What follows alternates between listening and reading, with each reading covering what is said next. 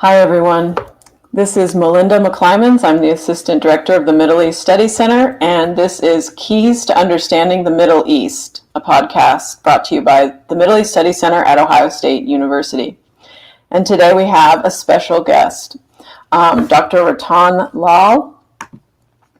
He's a professor of agriculture here at Ohio State.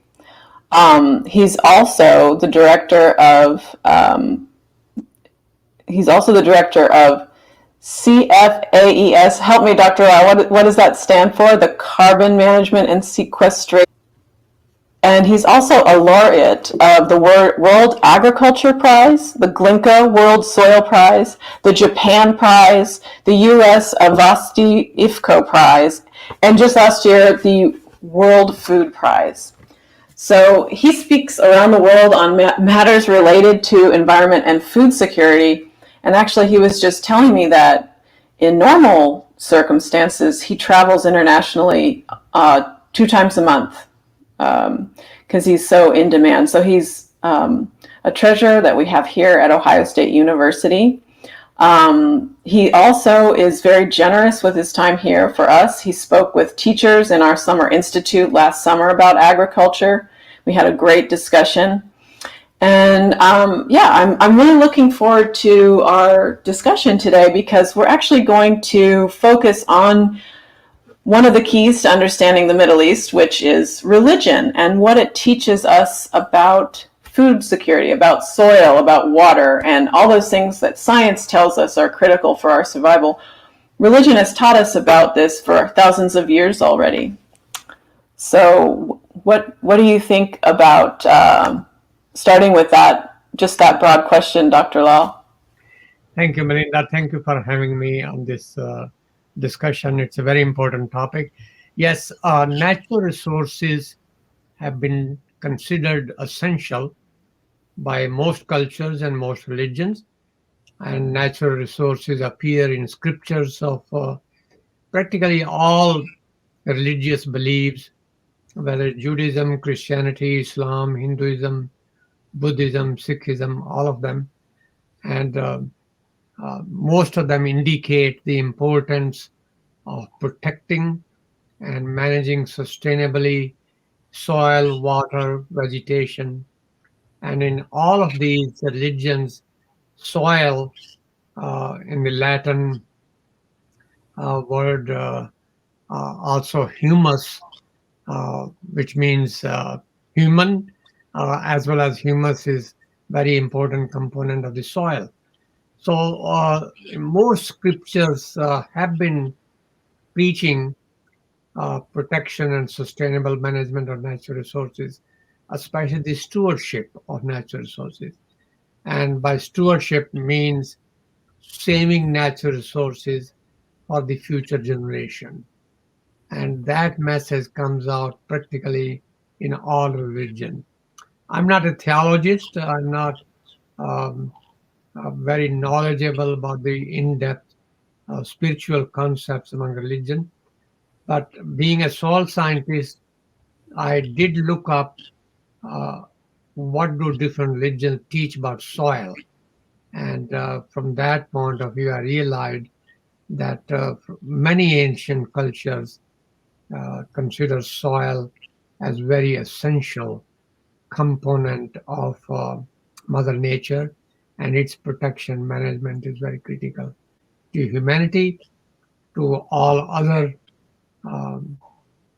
organisms, life, species on the planet, and of course the planetary processes itself. Yeah, and as you've often pointed out, soil is sort of a living thing itself. It's full of life and it's life-giving. That is very correct. Soil and life are intricately interconnected. In fact, Charles Kellogg, who was a USDA prominent soil scientist, I read his writing quite often. He indicated that there is no life without soil and no soil without life. They have evolved together. In fact, many religions believe in resurrection of life, divine powers, either in persons or human or nature, to change death into life. As a soul scientist, the only place that I know where death is resurrected into life, or it has a divine power to change death into life in the context of religion, is soil. Because in soil, all dead organisms, plants, microbes, earthworms, termites, any living thing is converted into minerals through microbial processes. And those mineral elements, nitrogen, phosphorus, potassium, calcium, micronutrients, they are absorbed by plant roots. And at the root hair soil interface, which is at a nanoscale, that is where the dead organisms are converted to life again. Mm. Without those nutrients, and the life begins all over again. So, from that context, death and life are the two sides of the same coin, and the coin happens to be healthy soil. And that is where death feeds life. Yeah, And and it feeds health, like the minerals are so important. I mean, yeah, like having it's one thing to have soil, it's another thing to have healthy soil, right? yeah, and the healthy soil means it has a uh, habitat for healthy organism. We now know that 25% of all terrestrial biodiversity lives in soil, Of and the whole Earth's biodiversity? 25% of all Oh biodiversity my goodness. here is in soil. That is correct. And therefore, maintaining that biodiversity in soil and sustaining it is critical to many ecosystem services, goods and services that soil provides for all living organisms and for nature. So this is where soil and life are very intricately interconnected. I should probably show you a book. It just came out. Um, Hmm. the Soil Human Health Nexus, and it's written by several medical professionals from Ohio State, also contributed chapter to it, indicating how important soil is to human health, both positively and negatively. And the reason for that is the organism in the soil. Soil is a living thing. And that is where I have been talking about if soil is a living thing, like any other living thing, soil must also have rights Yes. to be protected. Yeah, that is a profound observation. I mean, and when it comes to how religions have taught us to be upstanding human beings, I think it goes to that where you have to give back to the soil, or you have to um, yeah, like recognize the soil has rights and have respect for the soil and the wildlife. Absolutely, and especially in during the COVID-19 situation, where the importance of local food system has become very significant because of the disruption in food production and supply chain globally. Like under the pandemic. Yeah. So, which means we must look after whatever soil resources we have. And I'm coming to the question of home gardens and urban agriculture and Yeah. community gardens. So, the local food production systems are strengthened, and the soils of these local sources is healthy enough to produce healthy food. And this point is coming up very strongly in the UN Food Summit. You know, there is a UN, United Nations Food I System didn't know that. Okay, I'll share that. Well, there is a United Nations Food System Summit scheduled to where Secretary General is going to announce what can be done to improve the UN food system in September. And already, I would say, several hundred scientists and policy people and advocates and farmers are working together toward those summit. And I'm a member of two of those committees. I'm a member of the science committee of the summit, Hmm. a member of Action Track 3. They have 5 action tracks: one, two, three, four, 5. And each action track has several activities, and they are trying to identify the so-called game-changing solutions.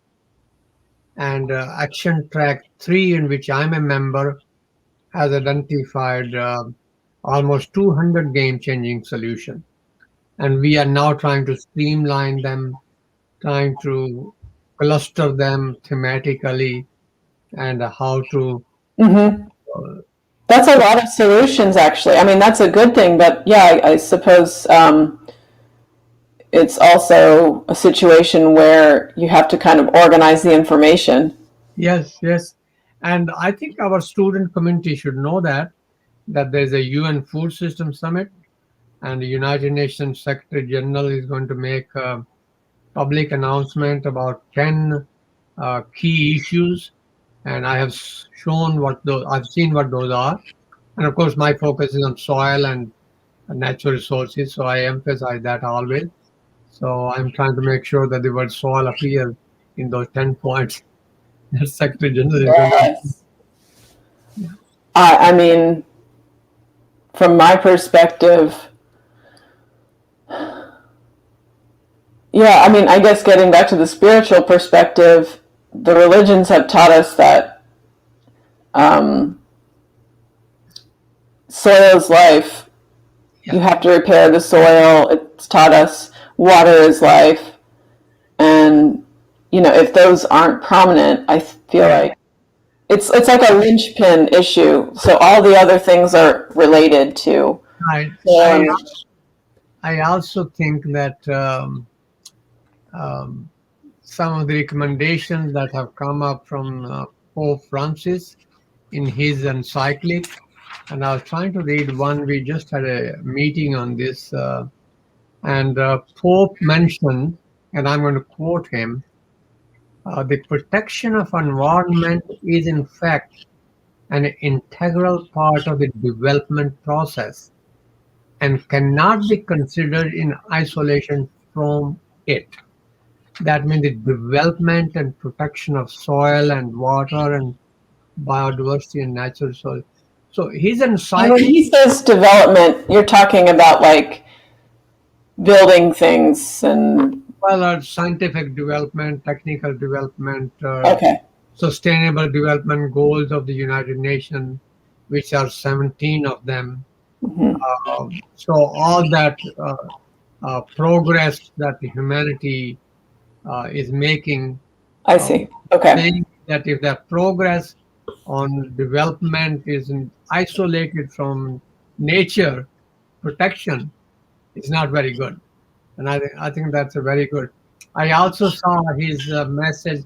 We had a World Earth Day on the 22nd of April, and we actually celebrated it at our center.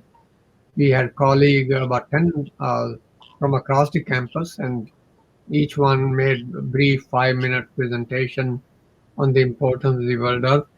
And in there also, uh, I cited Pope Francis, where he says, God always forgives, human sometimes forgives, but Mother Earth never forgives.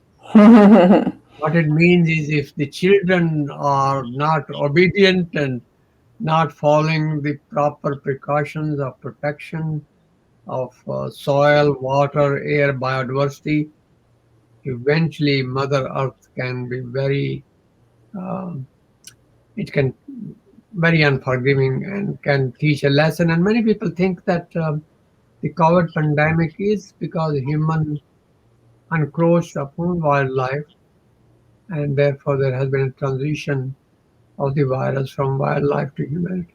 Hmm. And The how virus, the virus jumped from wildlife.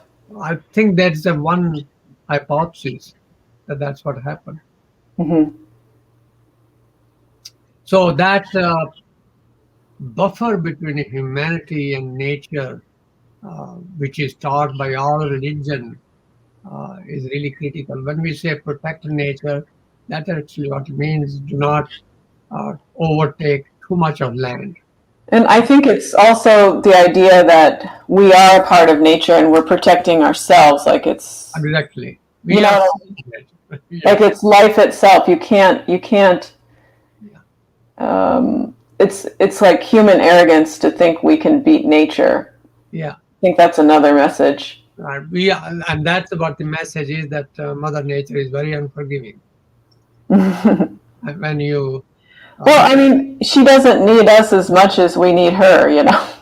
yeah, yeah, we are one of the 8.7 million life forms that Mother Nature has, and it doesn't care for one. There are many others there. I think that is a part which we have to respect, that Mother Nature and soil is a very integral part of the nature. I am very pleased that U.S. Senate is, as we speak, they introduced a resolution last year called the Growing Climate Resolution Act. And in the Climate Resolution Act, the word soil and forest appears very vividly, Hmm. nicely outlined. And I think we may be making some good progress in that direction. I hope so. Yeah, this is, uh, it was discussed last year, and to my understanding, it has been back on the Senate floor for the discussion. Okay. I'll share a link to that as well. Yeah, it's called uh, Climate Protection Resolution or something like this. Okay. And four Senator Braun, Braun from Indiana, and Senator Stabenow, and then Senator Whitehouse, four senators Okay. put together. And it has a very nice language in relation to soil and forest as a solution to climate change. Oh, that's good to hear. That's music to my ears. Yeah, I think it's a good progress. We are moving in the right direction. I'm glad to hear that. Yeah. And Secretary Vilsack of Agriculture has come up with the possibility of compensating farmer for protecting soil and natural resources. And so I think things are moving, and President Biden also focused on climate change in his presentation recently. So things are really looking up in relation to climate, soil, natural resources, politically as well. So Yeah. science has to be translated into action, and Yes. that's policymakers. So yeah, hopefully the money people get on board now too. Yes, yes, yeah, industry especially. Uh, Yeah. Industry can support land managers, farmers, foresters, ranchers, uh, and support their activity in one way or the other. Yeah, and actually this connects to the idea of agriculture as an essential part of civilization, which is um, something that goes to South Asian religion and concepts about soil. Absolutely. Uh, all religions, in fact, soil is very critical. But in South Asian Hinduism, for example, one part that I very much like the importance of soil. There is an epic called Ramayana. Ramayana epic is uh, life story of Lord Rama, and Lord Rama is avatar of Lord Vishnu.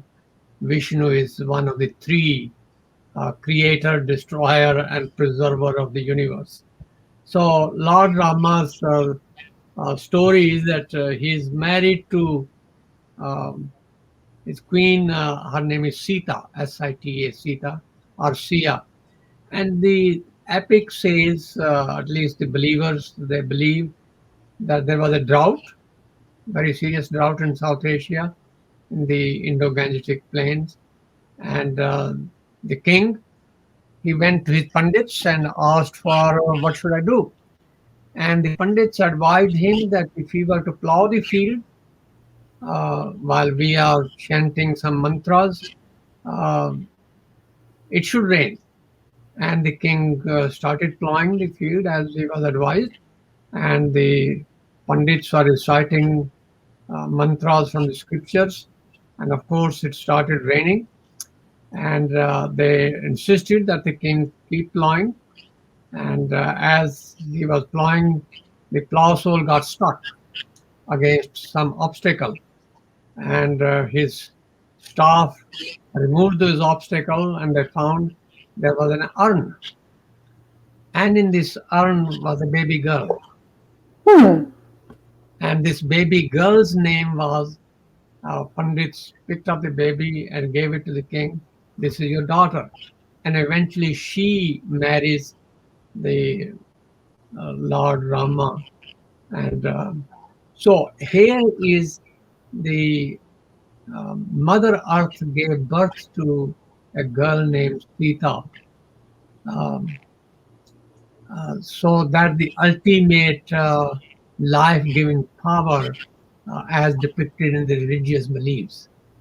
So her shrine, where she is supposedly have been born from the earth, is a very Yeah, reverent it's kind place. of interesting that she was in an urn, because an urn is normally for the ashes after you die, right? That's exactly what it is, yeah. But there's a more story to it, which I did not go into, but how the urn was placed there and what was in it, which eventually becomes a child and who is has the divine powers to marry then uh, the God Himself. So I think many religions have this kind of concept, and Yes. Yeah, the Greek gods sometimes married mortals. right, and this they go back to the earth giving birth to uh, a human. So Mother Earth has the power to generate life, even of the form of human. Uh, and this is where it's called Mother Earth, Mother Soil. It's, yeah, symbolic of the life-giving quality of soil. Of the soil. That's what the symbolism means. And I think this kind of thing now, in olden days, going back to the Middle East religions, now, of course, Islam is everywhere from Middle East to all the way to Malaysia, Indonesia. But initially, most of that era was a believer in Hinduism, like what we just talked about. So Ramayana, this story was kind of portrayed in the villages all the way from Kabul to Kuala Lumpur, Malaysia, the Wow. entire area, depicting this story. Hmm. And even So now, people would recite it and act it out and play music and things like that. exactly in the villages, even I used to go and watch as people acted, did some kind of village dramas, if you want to call it, and Hmm. where they will show how this life. And this was practiced even now in Bali, Nepal, India, Sri Lanka, many parts of the world. This story, this particular story, is Mm. depicted. And I use this as a teaching history of the plow. Plow Mm. is a very important tool to manage soil. And Yeah. so here is a linking plow to divinity, and therefore people go to their priest. What is the auspicious day to plow in spring? And this is not just in South Asia. Even in Western Europe, people in England go to church and say, "Could you, Padre, tell us which is a good day to start plowing?" Hmm. And this is very common. Hmm. So plow had that divine link to Mother Earth also, because the life-giving uh, ability of the soil to Yeah, give. and the Farmer's Almanac has astrological recommendations in terms of when to do this, when to start plant, all those things. I have seen those almanac in many religions, and um, priests in South Asian religions, priests in the European religion, they have that almanac to give you the auspicious day to plow and harvest I both. mean, that must be very old religion. Yeah, yeah. It is. I think, and contrary to what we normally think, which is rather unfortunate, that religions are so different from one another. There are many things which are very common in all of them, and we should highlight those commonalities. Hmm. What are the common things?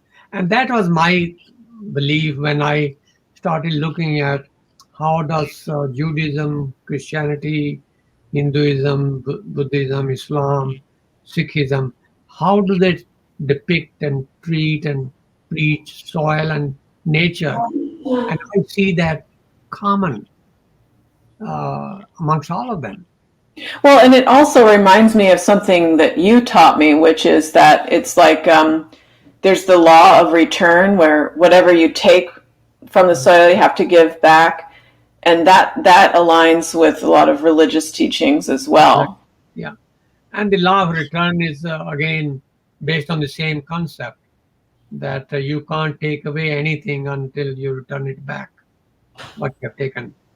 And Because I mean, with soil, it's mathematics. it It's is absolutely you mathematics. know, but then it's also a moral philosophy. So it's very powerful that those things come together. Yeah, It's not just symbolic with soil. It's like it's an absolute. equation. Whether it's a mineral, nitrogen, phosphorus, potassium, calcium, whether it is a topsoil that you take away by harvesting or by tillage or by erosion, you must somehow return it back. Otherwise, it's not going to work. And that is the science. But it has also the roots in religion.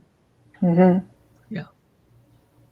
I think this is where Einstein said, science without religion is blind and religion without science is lame. And I think that link, even he realized it. That Maybe, yeah, maybe. I mean, I think in the West, there's been this notion that science is incompatible with religion, but I think it's there is a belief now that it probably is, but some of the basic concepts in science uh, are contained in religious books in one form or the other. The law of return, for example, um, Darwin's concept of evolution. I have seen that statement, um for example, in Sanskrit religious beliefs, one life form. I'll repeat in Sanskrit. Um, Prakirtya prata prana puratam. One life form changes into another. hmm. It reaches perfect life form, which is human. What Darwin probably didn't know that this existed in a 5,000-year-old book. But that is the theory of karma.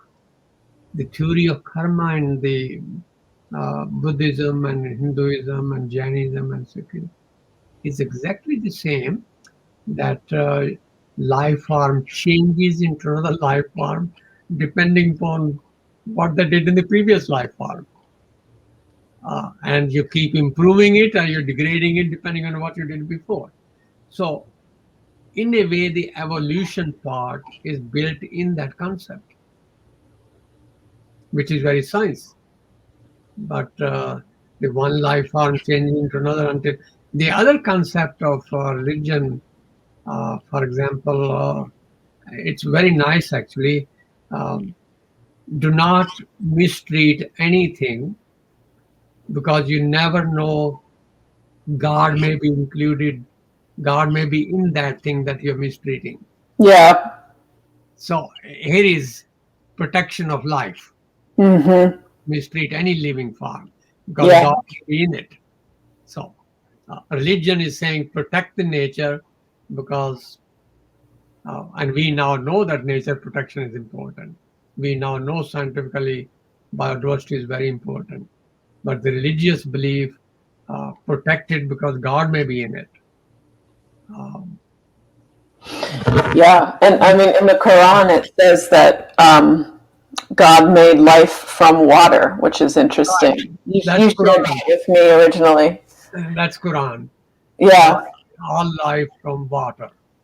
And do not waste water even if you live on a river. Again from Quran.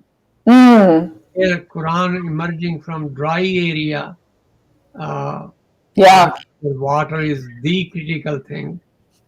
Quran highlights how important water is, and Quran highlights do not waste it even if you live on a river. So the basic concept of protecting nature, not wasting it, not polluting it, is there, and it same goes to the same thing is in food. Uh, Food is God. Don't waste it. Mm. Don't desecrate it. The same concept. So I think, and the interesting part from the point of view of peace and harmony is that religions are not against one another. There are a lot of common basis among these religions, which we should embrace commonalities among them. And Yeah, I think that yeah, you can discover them through science too, like what we're saying. Like, yeah, you know, the fact that we're seeking water on other planets is because we're actually seeking life, you know, because the link is there. right. Yeah, no, I think some of these concepts are very nice, and um, I grew up in a family which was very, in a way, religious. Most people who are poor, in terms of the capital thing, they have a tendency to be more religious. That's natural.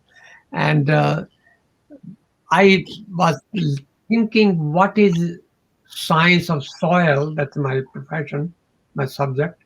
In these religions, and I learned many things, and they are very similar amongst them. That's another very pleasantly amazing and pleasantly surprising. And I really think that people like Pope Francis and uh, leaders of other religions, the Dalai Lama, and they should um, indicate the commonalities. They should indicate the common thread. They should indicate how similar several concepts are, such as protection of soil and nature and life, and Yeah, respect for life. that would be powerful if they did that. I hope so too. Yeah, that would be very powerful. It would be. It would be powerful. I mean, I think it's good that Pope Francis shows respect to other religions. I think that's a very good start. So, I think, I've been thinking about any organization, such as a university, and I don't mean any particular university. Um, we are, of course, Christian here in the US, but we also have students and faculty of other religions. So even if it's a symbolic gesture, like in White House, they were celebrating Diwali. Maybe on an Eid day, they could celebrate with some rituals of Islam. On a Judaism day, maybe they can celebrate some um, thing that Judaism religion on a Diwali day, maybe some, even if it's a symbolic in different institutions and organizations. all the way from university to White House, that can make a big difference. So that means you bring all the diversity together. Mm-hmm. And it can give a very strong. Especially if you also share something about the history of it and the practices, Yeah. and you're doing a good job of making it, of being true to it and the authentic practices of it. Yeah, It it's can a good opportunity. the idea is to unite rather than divide. Yeah. Here, we have a great opportunity to unite on the basis of spiritual beliefs and the scientific beliefs. If we did, it would be so transformative. I mean, right here in the US, we have actual protesters from a minority group, Native Americans, who are saying water is life, and they're going out there and throwing their bodies between the kind of industry and, trying to build these pipes that's threatening their water. And they call themselves water protectors and water warriors. If we acknowledge water is life, what would our next step then be? Yeah, I think using these things, nature, as a something that divides humanity, that would be a mistake. I think we should use this concept to unite and see that they need to be protected for the goods of all, not only just human, but all living organisms on the planet and the Yeah. planet itself. And that that thinking, if it comes from different leaders of the different religions, it could be very powerful tool to unite humanity, not divide it. Yeah, it could be really powerful, and because the religions in their best form are giving us our values and our Right, morals, right, yeah. and Those so those basic, are universal. Those are things right, you can find common ground in those things. yeah, and those basic values, regardless of what religions, are very similar. Yeah, yeah. It's Protect the the people. details. The devil's in the details, right? Yeah, yeah, yeah. But I think we should promote the idea that different religions have a lot of common grounds and therefore a lot of reasons to come together and celebrate the commonalities. That would be amazing. I mean, Yeah, that would be. yeah. Well, and it's something that I think does happen too, that it doesn't get news coverage. Usually conflicts get the news coverage, but I But think, the unfortunate part, yeah, the commonality and what we are so similar, uh, although there may look superfluous differences, but deep down, when you look in more detail, there are a lot more commonality to be thankful for and to celebrate. yeah, yeah, I I think agree. sometimes, you have different centers at Ohio State, Middle East Study Center, South Asian Study Center. I think now we have, I know, Scandinavian and East Asian. Perhaps sometime there should be a common seminar among these centers on commonalities and both scientifically as well as culturally as well as historically uh, amongst the civilizations, culture that these centers represent. Yeah, that would be great. I mean, Yeah, you being the manager of one of the center, maybe you should take it up. For Earth Day, World Earth Day will be a good day to bring all centers together to talk about these things. oh, okay. Well, let's shoot for that for next Yeah, year. I like 20, that. 22nd of April is already World Earth Day. Yeah, and that gives me some time to plan, so that helps.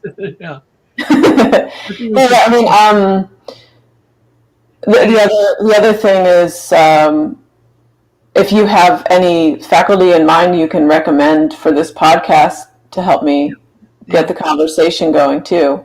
yeah. I thought about maybe doing, A panel discussion, perhaps. yeah, exactly, almost a group broadcast, about one narrow topic, but that you can discuss from different Yeah. perspectives, whether it's different cultural perspectives or disciplinary perspectives. Either way, yeah. I think we could talk about sometime climate change and how different cultures and different beliefs can be helpful in addressing that issue. Oh, yes. Yeah. I Uh, like that. environment quality, water, for example, water scarcity. Uh, that could be another very important thing to talk about. Soil health and human health. Well, it's like you said about the Quran. It's not a coincidence it emphasizes water. If you look at the actual environment or like the climate there. It forces them, it forces the religious leader to think water is life. Save it, protect it, cherish it. And Quran says very nicely. And that going to the I value have of that quote. Let me read that. I think I have. Okay, so it says, "It is He who has created man from water, and God has created every animal from water. We made from water every living thing," and that's God speaking there too. we made from water every living thing. Every living thing. And also God made man from clay like a potter. I think that was the exact wording. So linking then clay, soil to human body. Yes. So here it is a very important part that the human body is made of soil and water is essential to all life. So let's protect it. So it's very powerful. And I think these are the kind of things which, if we are bring them up together and discuss similar things in other cultures and other faiths, and discuss them on an Earth Day, that would be very nice. Yeah, I like that. I like that. I'll follow up with you after the podcast about that. Yeah. That'd be great. So, what's your personal philosophy, when it comes to your spiritual and moral practices in relation to soil or just in general? Well, I believe in the concept of stewardship, protecting soil and natural resources. I recently have been thinking, you are at home for almost 15, 16 months. The thinking is that we are using too much of land just for our use. Almost 40% of all land area of the earth is used for agriculture. Really? 40%, Just for agriculture? just for agriculture alone. And the rough figure is about 5 billion hectare. So out of the ice-free area of perhaps 11 billion hectares, something like that.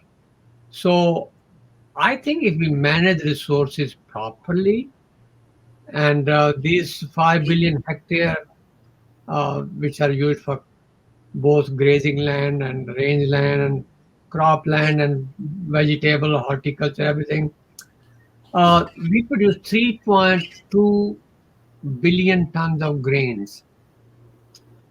And at least 1 billion tons of grain, almost one third of the total production, does not reach any stomach, human or animal. It's wasted.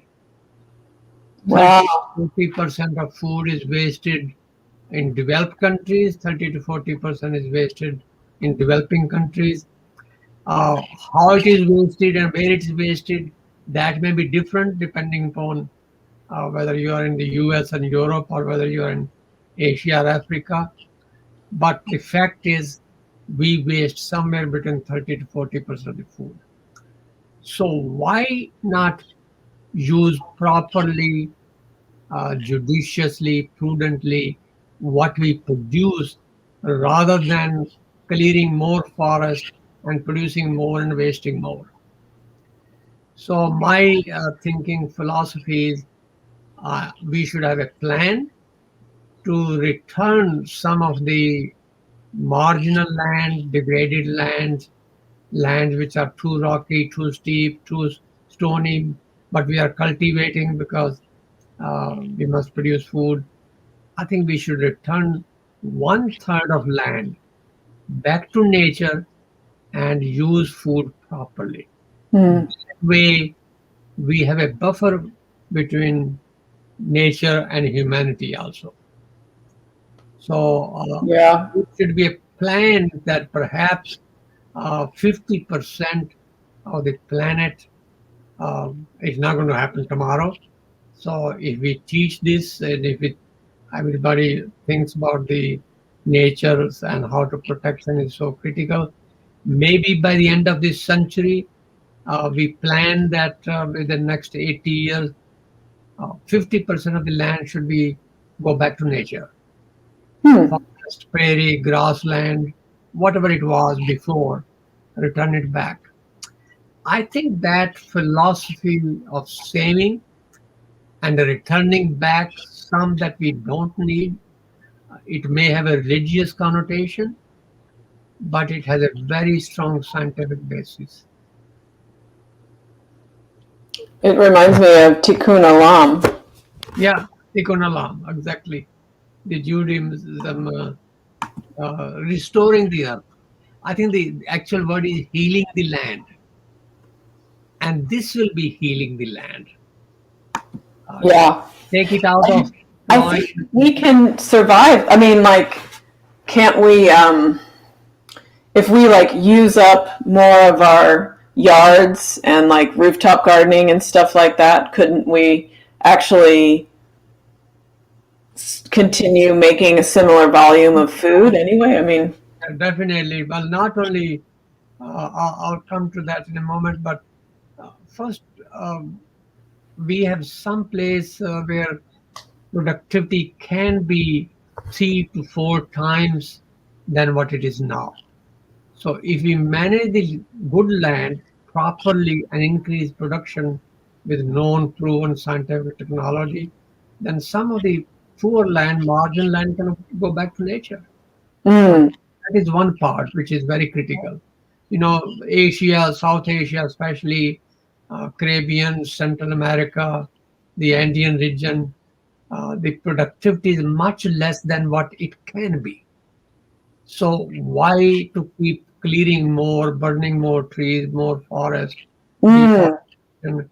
Why not do better on some of the good land and then keep the other land back to it? That's one part which is I'm thinking perhaps one third of the land which is cultivated now go back to nature.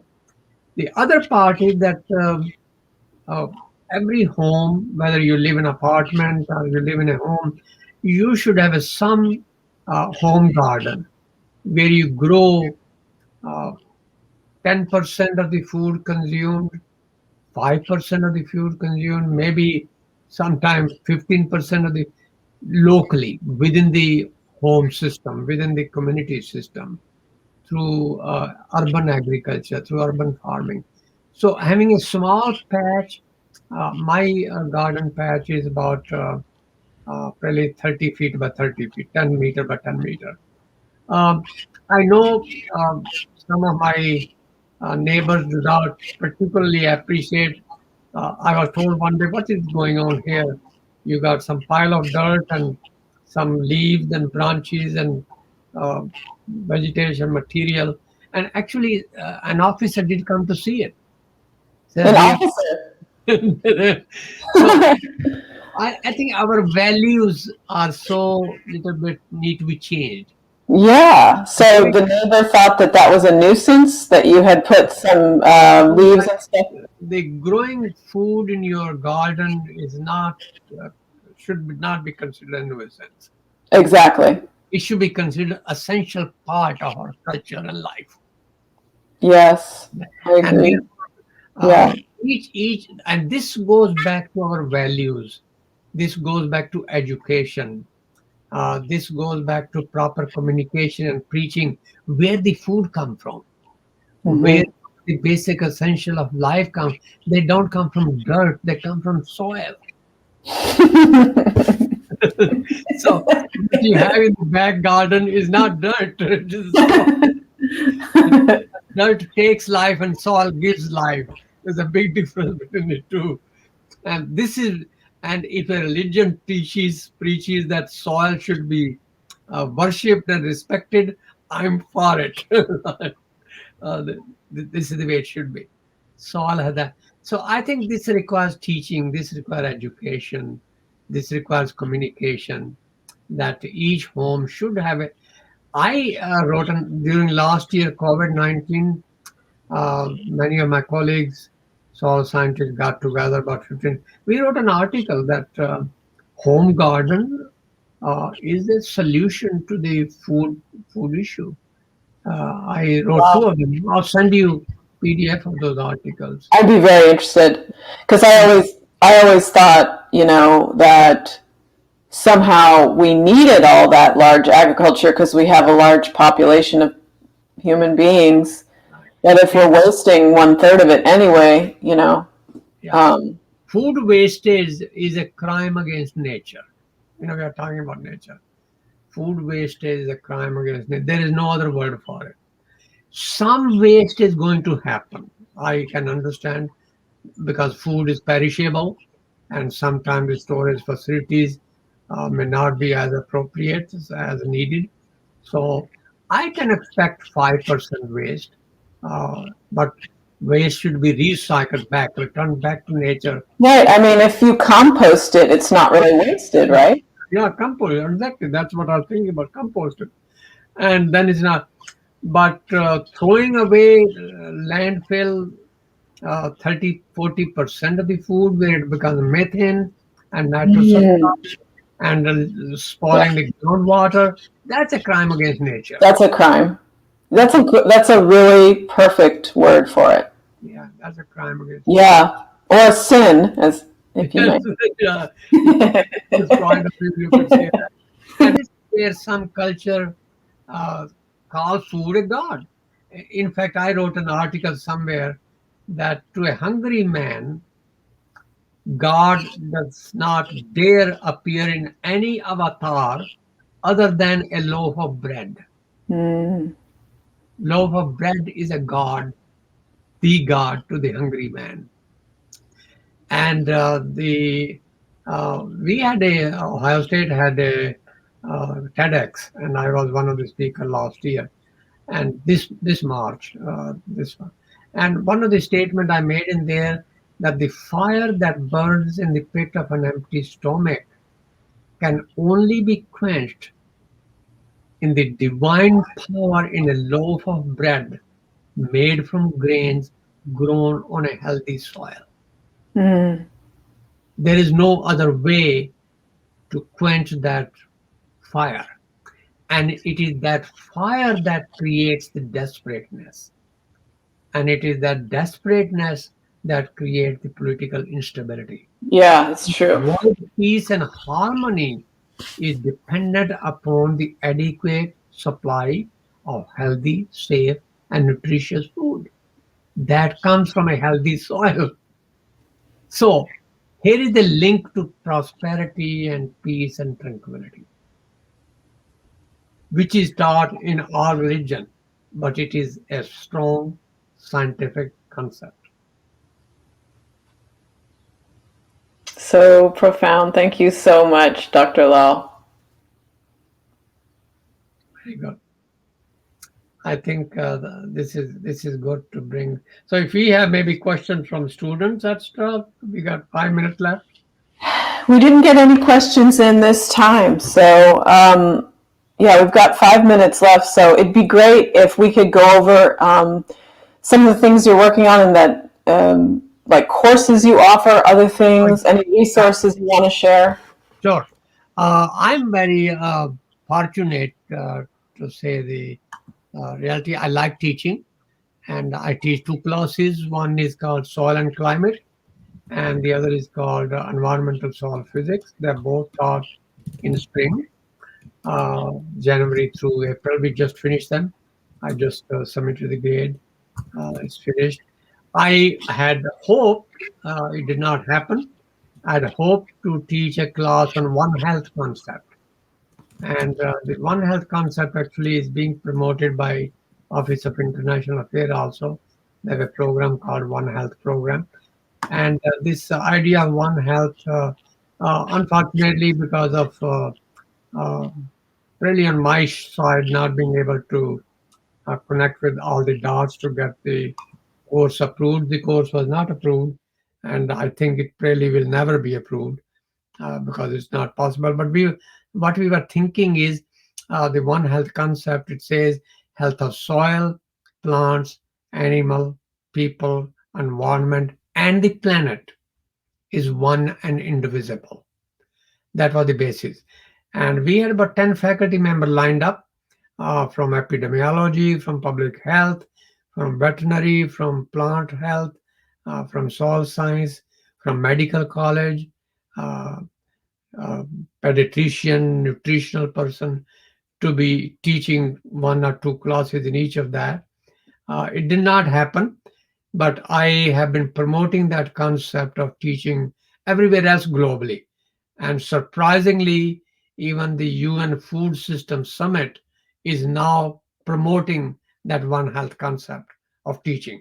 So maybe Ohio State one day we will have a class on that basis, but really not with my involvement because it's kind of late for me to implement that. Uh, and this book, which I showed you, was going to be used as a textbook. But this concept is very critical, and this concept came from a British soil scientist or plant scientist. His name was Sir Albert Howard. And Sir Albert Howard was working in Indore, India in the 1920s, 100 years ago. And Right. he saw a very good relationship between health of the soil and health of the farmer, peasants living on the soil. Hmm. His lecture to the Indian Science Academy in 1920, and it's written in Agriculture Testament, the book that he wrote. Health of soil, plants, animal, and people is one and indivisible. And that's a very profound concept. It Very is. And didn't you say humus means human? So that connects. human. Yeah, the Latin word humus really the same as Homo sapiens. Humus, human. Yes, it is very correct.